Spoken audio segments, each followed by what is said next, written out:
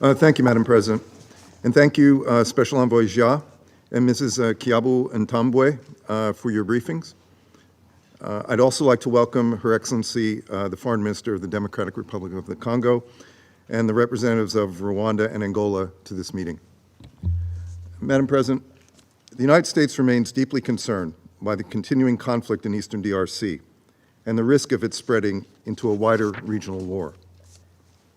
We strongly condemn the staggering level of criminality and violence brought against the region's civilian populations, including human rights violations and abuses, unlawful use of child soldiers by armed groups, and conflict-related sexual violence. Colleagues, we have said it before, and we will say it again. There is no military solution to the crisis in the eastern DRC. That is why we support African-led diplomatic efforts to bring peace to the Great Lakes region. This includes the Luanda process, led by Angolan President João Lourenço, and the Nairobi process, led by former Kenyan President Uhuru Kenyatta. We must do all we can to invigorate these efforts. There is no time to spare.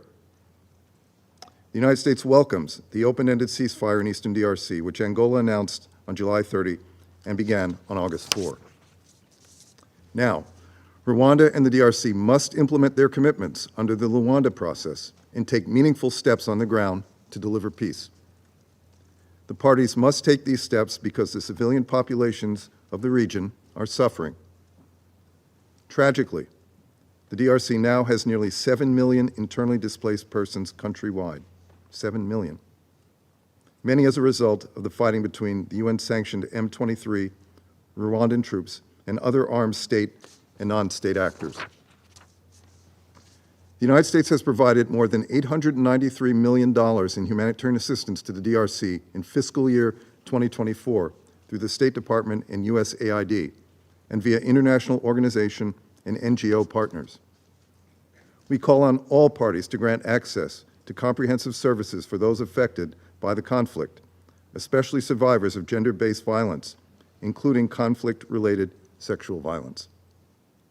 We also call on the international community to mobilize additional resources to bolster the work of UN agencies, funds, and programs.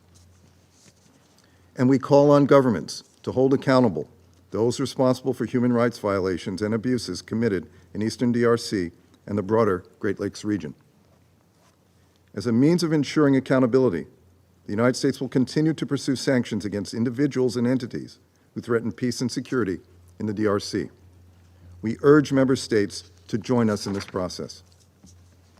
Finally, we will continue to work closely with the DRC, Rwanda, Angola, the African Union, United Nations, and other partners to support regional diplomatic efforts under the Luanda and Nairobi processes to end the violence and reach a durable cessation of hostilities. We simply cannot afford the risk of violence in the Eastern Democratic Republic of Congo spreading into a regional conflict. Thank you, Madam President.